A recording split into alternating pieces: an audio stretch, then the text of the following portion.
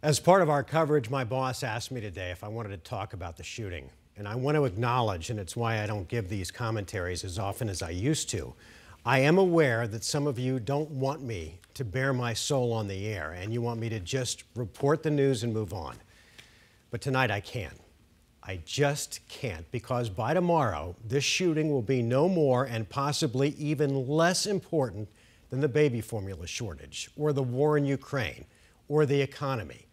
And that's tragic, because a mass shooting, one that left 18 kids and 3 adults dead, in any other country except ours, would bring a country to its knees, would generate protests and a cry for change anywhere but here. Because in America, our fierce and unyielding love for our guns and our gun rights is more important than our love and concern for our kids and all of the other victims of gun violence.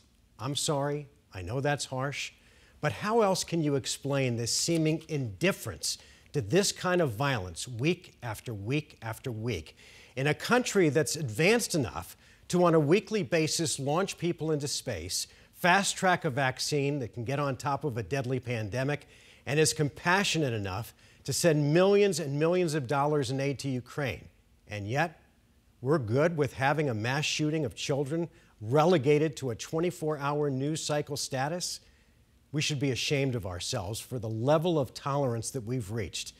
How can we have righteous indignation over high gas prices, but not the death of 18 kids? And how can those of you who would call yourself pro-life refuse to acknowledge that we are in the midst of a deadly pandemic of gun violence, and the only vaccine, the only one, is common sense gun reform and the will to change? And to many, the thought of that change is more terrifying than what happened today in Texas. And like Buffalo and Sandy Hook, the Tree of Life Synagogue in Pittsburgh, and Columbine, how can today's deaths of second, third, and fourth graders in Texas not be the point where we as a nation say in one anguished voice, enough? Some of you will label me a liberal, others a conservative. But tonight, as I sit here, all I am is a father of 3, a father who once had kids in those grades. I'm a law-abiding American and a gun owner who can no longer stand the lack of political will and the lack of moral courage by those in power to take a stand and save us from ourselves.